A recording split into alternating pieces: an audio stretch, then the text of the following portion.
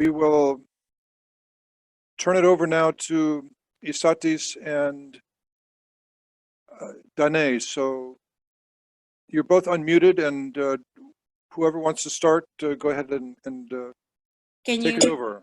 hear me? Yes, I think I'm not muted. Yeah, I think I'm gonna go ahead and start. Thank you all for joining.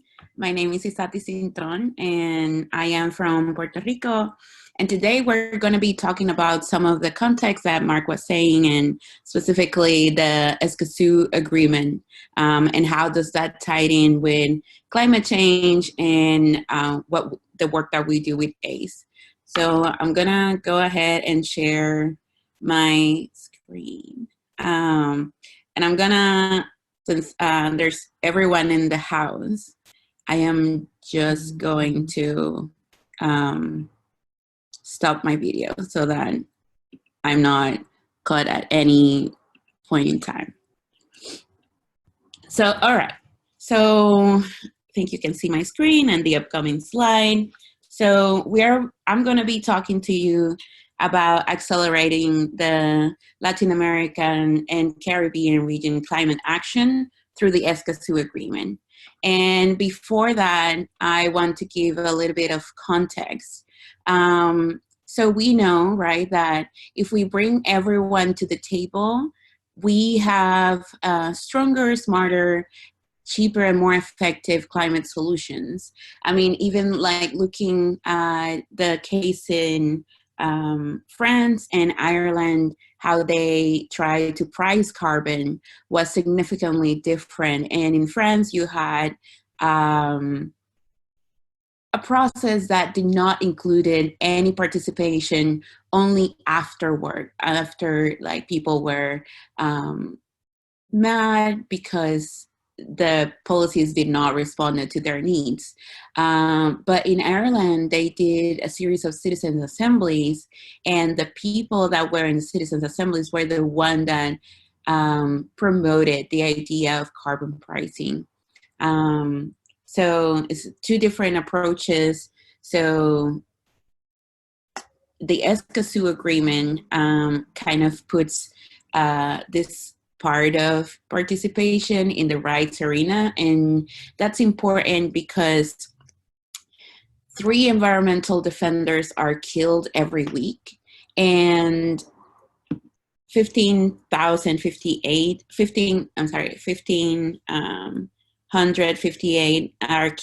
were killed between 2002 and 2017. That is less that is twice the combined numbers of UK and Australian soldiers in war zones in the same period. And we do have the problem that only 10% of cases are even processed. So these are the numbers of the environmental defenders globally that were assassinated between 2014 and 2018. And 51% in 2018 were only in the Latin American region. So it's what is the most dangerous region to be an environmental, from the environmental dissidents. So here we can see in that map how the killings differ from country, but if you see like Brazil, Colombia, those are the highest. Of course, this changes from year to year, and of course we can see also the Philippines outside of the Latin American region that sometimes is heading those numbers, but it's certainly a problem in the region. So we need to be, this is a problem of North versus South, because we have to be mindful of our product sourcing. So the sectors that are the main conflict sectors are mining and extractions, agribusiness, water dams, logging, poaching, fishing, and wind power. Mining and extraction have been historically the one that has been leading most of the contention between environmental defenders and these killings, but the agribusiness in recent years have taken also the lead and even surpassing the killings associated with environmental defenders. So what the ESCOSU? So ESCOSU is the regional agreement on access to information, public participation, and justice in environmental matters. This is a historically and unprecedented benchmark because it's the first legally binding agreement of the region protecting environmental rights. And it provides safeguards for the backbone of environmental protection, that is the people. So it is awaiting ratification, and it's designed not only to protect environmental defenders, but also to make it easier for people to get into participation in decision making that will affect their life and hold policy decision makers accountable. So it's a legal instrument that places equality at the center of sustainable development, and it's rooted in the principle of leaving no one behind. It is made by and for Latin American region, and we can see that it reflects that in the ambition, the priorities, and the particularities that they mention throughout the agreement. So the ESCOSU aims to ensure the right of all people to access information in a timely and appropriate manner, to participate significantly in making the decisions that affect their lives and their environment, and to access justice when those rights have been infringed. One thing that it does is that it recognizes the rights of all individuals and provides measures to facilitate their exercise. And we have here that is different from other statutes that are, like that have been put in the past, that it provides mechanisms to make them effective. So it has 3 principles, that is transparency, openness, and participation, and what is trying to shift to a new development model. So how did we got here? So the ESCOSU Convention was adopted in 2018. This was a process that was started in the Sustainable Development Conference, which is called Rio Plus 20. And they had a 5 to 6 year regional action negotiation. So this process is significantly different from some of the other processes that have have led to agreement. So it had a preparatory phase of 2 years, and then 9 intense meeting negotiations that included government, civil society, experts, and other stakeholders. It was led by Chile and Costa Rica, and the co-chairs of this was Argentina, Mexico, Peru, San Vicente and the Grenadines, and Trinidad y Tobago. So what are the main articles of this agreement? So we have objective definition principles, provisions, but if we look at 5 to 11, then we can see that it divides the agreement into those rights that are access to environmental information, access to public participation, access to justice. It touches on the human rights, and then provides measures for capacity building and cooperation throughout the region.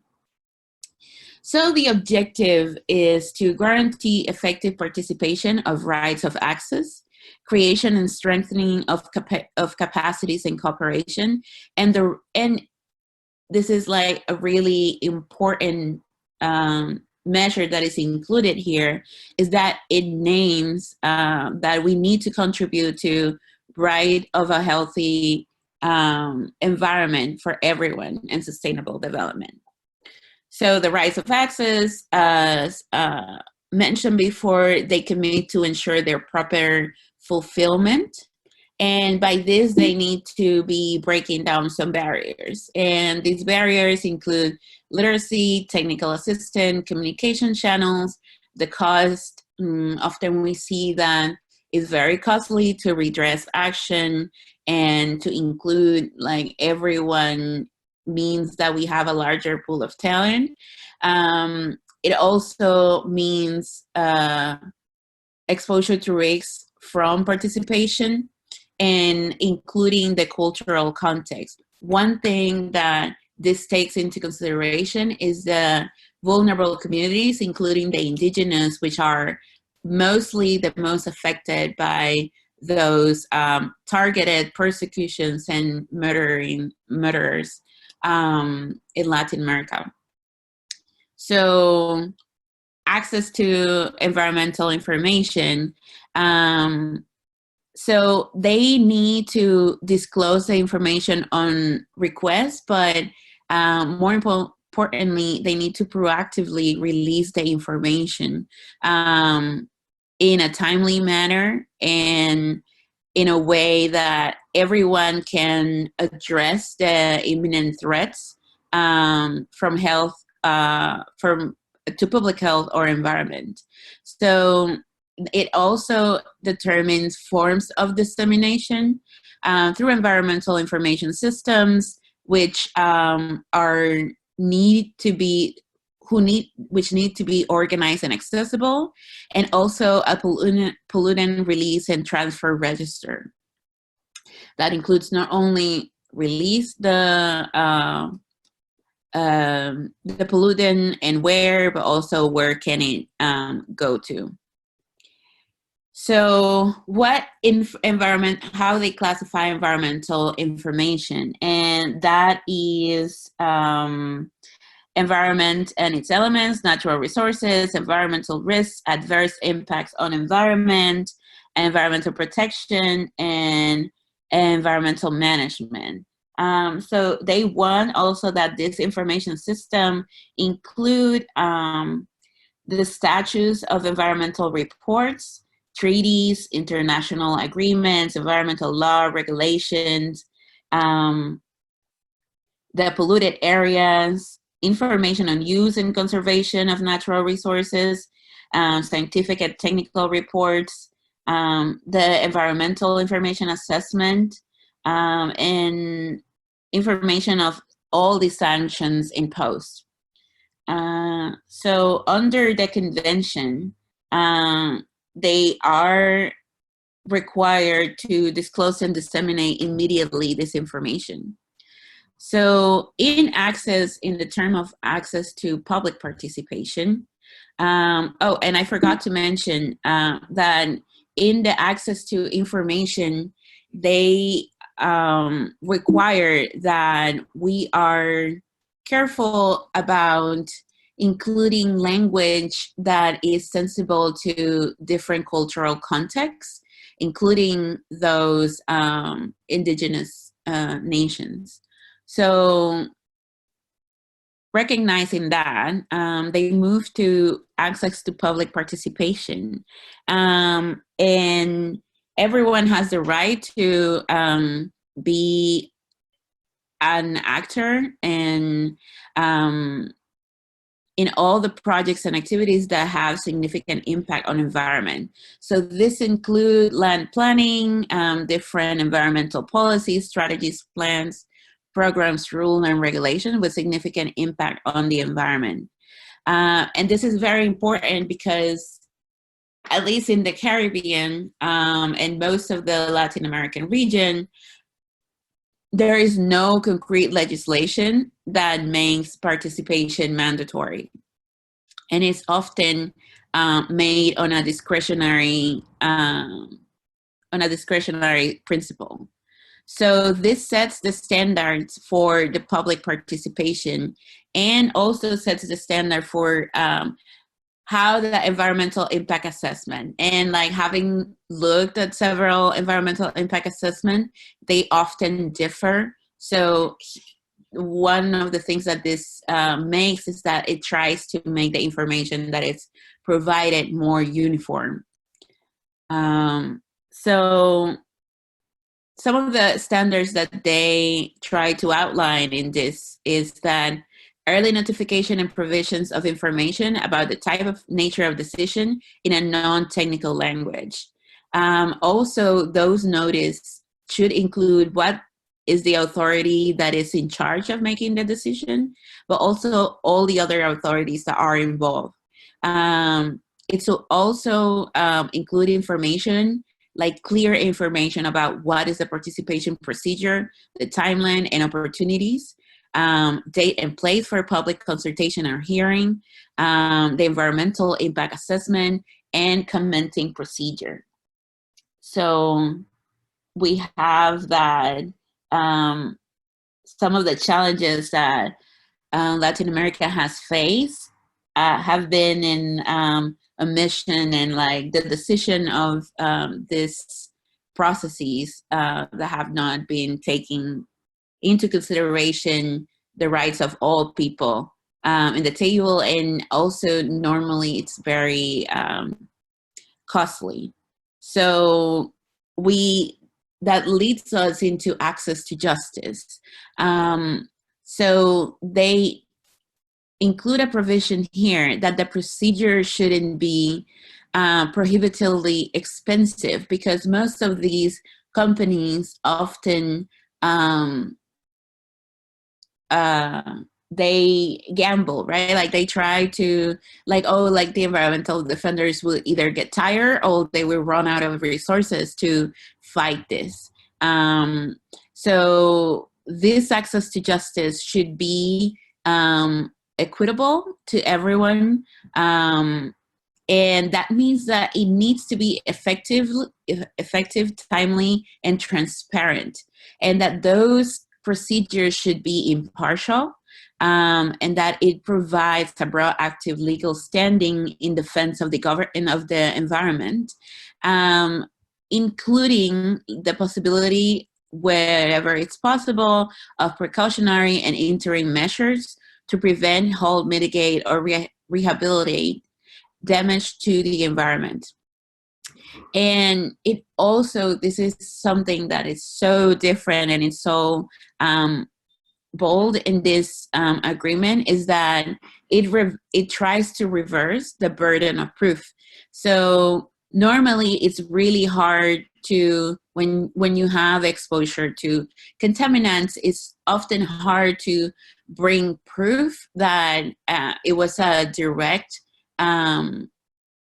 effect of being exposed to that contaminant for the long term or such. So it calls on the parties to help in facilitating the production of evidence of environmental damage, and also brings some redress alternatives options that normally includes only monetary compensation. But here it also includes talking about satisfaction of the parties, and also, you know, issuing apologies or guarantees of no repetition. So it's different in that sense, and also calls on parties to publicize access to justice, right, and the procedure, and systematically disseminate judicial and administrative decisions. So in terms of the environmental defenders, so this calls on providing a safe and enabling environment so they can act free from threats, restriction, and insecurities. It is so often that our members and volunteers in the Latin American region have told us like, oh, like I was followed today to my house and then followed again on another day. So this is very usual that happens in the region, especially like I've heard that a lot in from our volunteers of Colombia. And so this provision this is the Article 9 of this agreement, tries to recognize, protect, and promote their rights, and those rights naming them as right to life, personal integrity, freedom of opinion and expression, peacefully assembly and association, free movement, and access rights. So it calls to prevent, investigate, and punish attacks, threats, or intimidation. And then install special measures for persona and groups in vulnerable situations, such as the indigenous nations. All right, so trying to frame this into what are the international frameworks that are associating with the Escazú Agreement so we can look at the bigger picture. We see that the Principle 10 of the Rio Convention kind of acknowledge what was the role of information and participation and justice, which are the 3 pillars of the Escazú Agreement, in the transition towards environmentally sound and sustainable development. So that led to some guidelines that are called the Bali Guidelines and the Aarhus Convention. And then we have ACE that have 6 elements that are very intertwined to what the Escazú Agreement is trying to do regionally. So we see a crossover into what are the right of people in the region to have access to information, to have education, to have training, to take the adequate responses that are needed with them knowing, right? Empowering everyone to know what are the risks and threats that they are facing. So in that sense, that also leads to the sustainable development agenda, and more specifically to the goal 16, and in trying to ensure equal access to justice or public access to information, and imposing non-discriminatory laws and policies for sustainable development, etc. So, so in the sustainable development, how this Escazú Agreement kind of envisions, right, like rethinking what that means, is that we need to engage the public in all decision making, that growth should not be at the expense of the environment, and it tries to rethink what is the relationship between state, market, and society. And it provides legal certainty and trust in public institutions. This is all aspirational, of course. The countries are putting in now the laws to implement this, and we're a little bit far to getting there, to attaining the sustainable development that they envision. So the Escazú Agreement, in a nutshell, provides an enabling environment for the well-being of the current and future generations, and it starts to build a governance framework for natural resources and environmental management, and it creates greater access to effective remedies by including the public in the decision making, and it has that legal empowerment to inform policy decisions that directly impact individuals. It recognizes the importance of all these 3 rights for people to fully enact all their rights. So they need to be informed. They need to have all the information. They need to be climate literate to be able to have, to effectively, fulfill their rights. So that is part of the fulfillment and their commitment to fulfill and guarantee everyone's access to information, access to justice, and access to public participation. So overall, it fosters social well-being. So, okay, to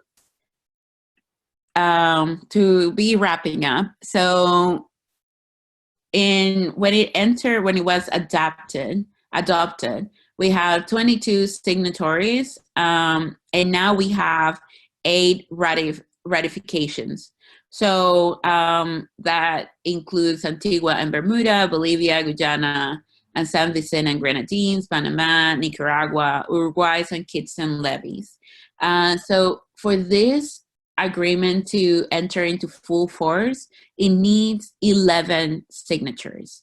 So until now, CEPAL has been following what are the measures that might not be included in only the ratification documents sent, but also in the overall environmental laws. So we have that, and just okay, so we have 23 countries that enacted Freedom of Information Acts. 76% of the region include provisions of public participation in environmental laws, and then 20 countries allow any person group bring actions in defense of the environment. So these provisions will only be possible to know if they are effective, because the effectiveness of the Escazú Agreement is not only into it being ratified and entering into force, but also assessing the provisions by development stakeholders. So this will mean that, okay, we have these measures, but what does that mean? And does that effectively, guarantee the fulfillment of those rights? So this is what we have been working on, and trying to develop guidelines into what does that mean, or just regroup what are the bright spots in the region of doing this. So that is the work that we have been and we will be doing through ECOS and CCL. So maybe we can talk about that in another time, but that's all for now. Thank you so much. Yeah, that's all I have for you guys. I don't know if there's any questions, or if we want to take questions after. I don't know. Yeah, great. Thank you so much, Isatis. Danae, maybe you have some comments or additions you'd like to make? Yes, Mark. In fact, we were organized, Isatis and I would like to talk about the implementation, not exactly the implementation of the Escazú Agreement, but here in Mexico, there is a huge mobilization nationally to sign and to ratify, well, in fact, yes, to sign, because the ratification exists, but to sign the Escazú Agreement here in the country. So I don't know, as I told you before, I don't know what is happening with my camera here in my laptop, so it's not possible to share here what I got, but I will do it here in my telephone. Let me check if it is possible. I think it's not possible to share my but my camera is factable. So I will do it in my camera here in my telephone. So just to keep you on the track, here in Mexico, the Ministry of Foreign Affairs has been working very hard during the negotiation, was working very hard during the negotiations to get the Escazú Agreement, because for us as a country, it's quite important to get ready this agreement, because our legal structure is kind of, I would like to say that it's a very good legal structure to protect the environmental people who are on the ground, and they are the protectors of the environment. But the issue is that the implementation of this structure, this legal structure, even if it is good, is not implemented at all. So I don't know if you read the news during the last months, but we lost around 4 or 5 people who were defenders here in Mexico, and they were defenders of natural protected areas. And most of the time, these kind of issues are linked with water, with land, even with the extractive industry. But no one is doing like absolutely nothing. Even in the agriculture stuff, there is a huge problem in the Yucatan Peninsula. Is in the south of the country, and well, some companies, well, you know perfectly, one of them, Monsanto, has been there for a while. So they are still like fighting this issue with the GMO soy and the impact in the environment, in the biodiversity, even in the Yucatan Peninsula. So we have real challenges as here in Mexico that we have to face, and even in all the region. We are facing a lot of challenges given the climate reality and even the biodiversity reality. So it's important to keep working in this. During this pandemic situation, and even after this global emergency. So I will put my video right now, and I will start with the email, because the information is in my email, by the way. So 4 weeks ago, we got our workshop. Well, it's I think it's the third workshop about the Escazú agreement, because the first one was road to the negotiation with the Ministry of Foreign Affairs, and many of us, we were involved during that process. But one of the groups of organizations based here in Mexico, many of them, they have been there, especially the Mexican Center of Environmental Law. They have been pushing forward all this process, obviously, collaborating with the Ministry of Foreign Affairs. But the social impact about Escazú here in Mexico has been so great, because the civil society has been very active, and they have been, well, this group of organizations, they have been very proactive, and they are so clever, and they are experts in this legal area. So it's fantastic to work with them. The second workshop was last year. Yes, was last year, no, 2 years ago, because you know the funds and etc. But the point is that the second one was a great workshop, because even we got the presence of indigenous peoples as well in the last one as well. But the last one, indigenous peoples, one of them, if you search in internet, you can check the situation. Well, what's a past situation in the San Luis Potosí state with the Wirikuta fight against the extractive industry, because this was so like a kind of explosive campaign, and a lot of movement with indigenous peoples and civil society, and talking with the government to protect this natural protected area in San Luis Potosí, and that share this territory shared with another states. And this territory, this Wirikuta area, is a sacred area for the Wirrarica people. The Wirrarica people, they are indigenous peoples as well. So it was very important. It's the amount of water there is incredible. So if the extractive industry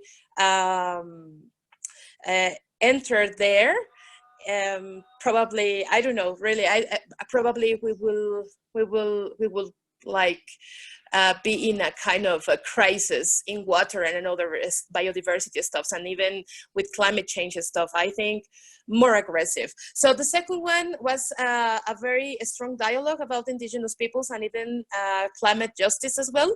And one of the main focus of this second workshop, this second meeting with civil society, was to provide a civil society more inputs to even provide between us capacity on the Escazú agreement and how we were thinking to implement the Escazú agreement here in Mexico City. So the third one that I mentioned before, 3 weeks ago, we were like working a lot in many issues, specifically with implementation of the agreement. Mexico has not signed the agreement because right now is in the Senate. So the Senate has to say yes to the sign first, and then go to the systems of CEPAL, United Nations CEPAL.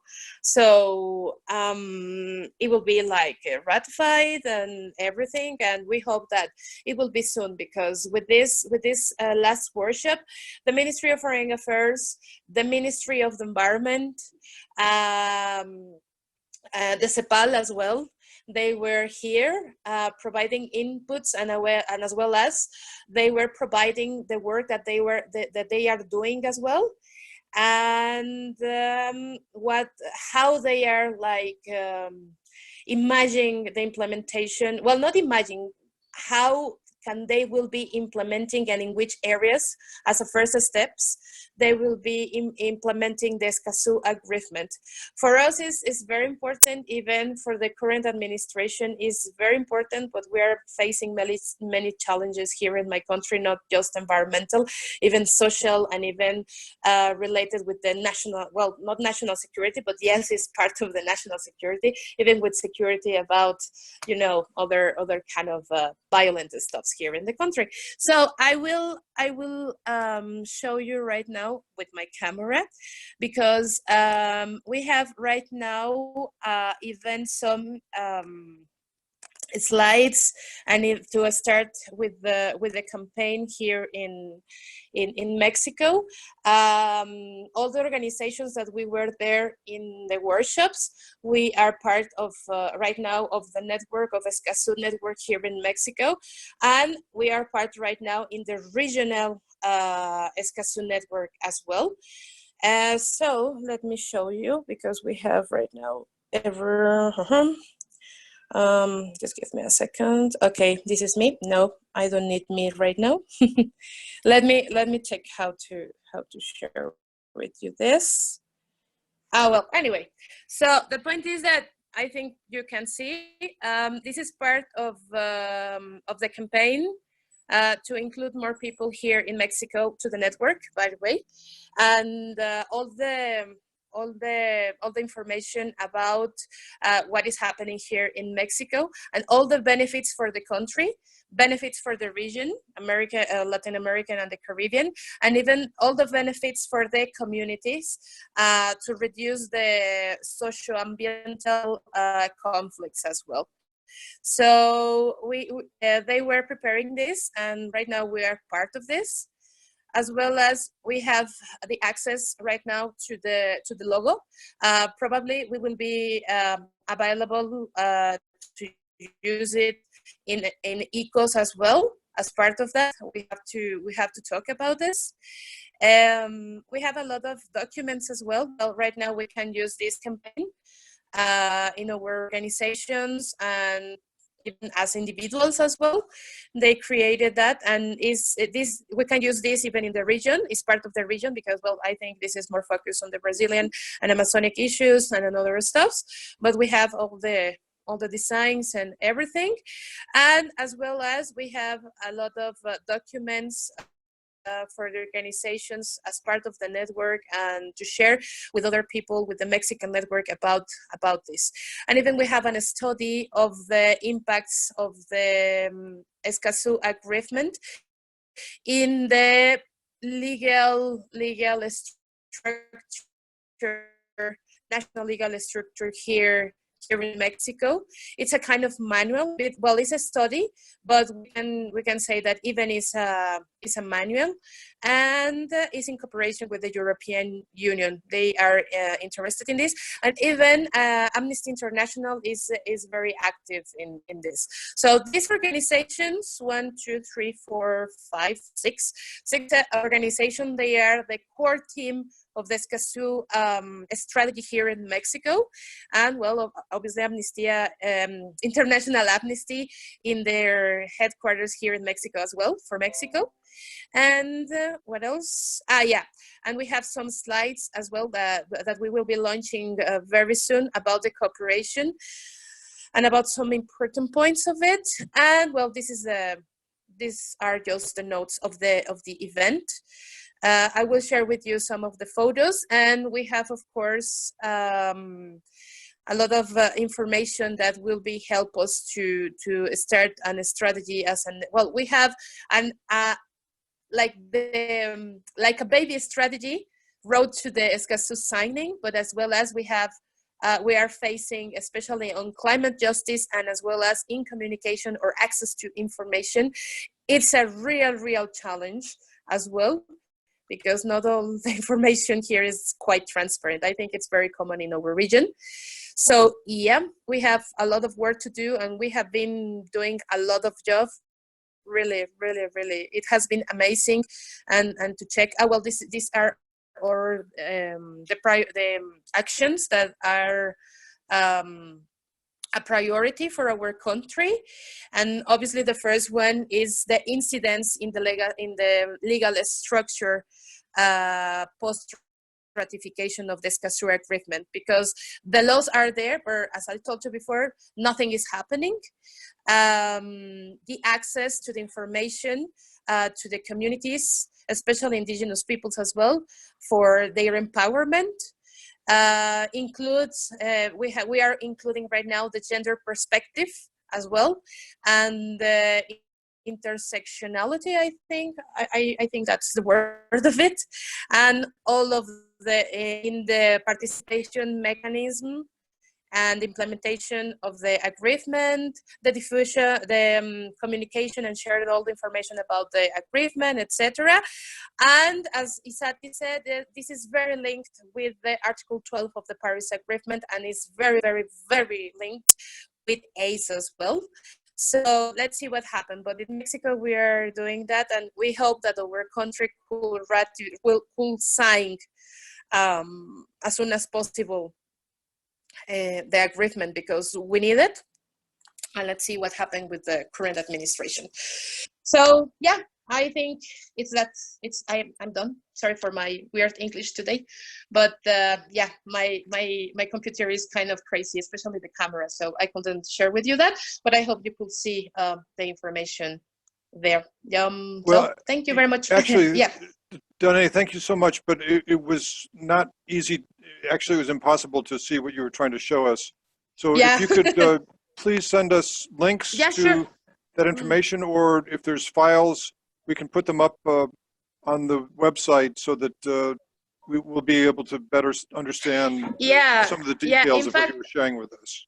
In fact, I was talking with with these organizations here in Mexico, and I was talking with them about the ECOS, and they know part of the work of the ECOS, etc., because they are not like working directly, or they are not like involved directly with the convention. We are just some organization that we are like implementing the citizen diplomacy and on climate change convention, but they know about the group. So I asked them if we could use the logo and etc. in ECOS and even in our organizations, and they said yes, it's okay, and that's why they shared with us this information. So I think it will be like fantastic to use it, and I will be talking with them through the week just to let them know. And as ECOS, we can organize something to put it on our website. And well, Isatis and I, we can, as always, we can work together to keep pushing forward this agreement and obviously the campaign of it. Mm-hmm. Okay, great. So before I turn it open to discussion, Isatis, do you have anything else you'd like to share? No, I just, I think that I would like to emphasize the interconnection between the Escazú Agreement, ACE, and I know like a lot of folks in the call are very interested in education. So they do have provisions on Article 10 and 11 that are about capacity building and cooperation into just sharing best practices of education programs and just adding education as one of the needs to fully exercise the rights of justice and access to information and public participation. Okay, super. So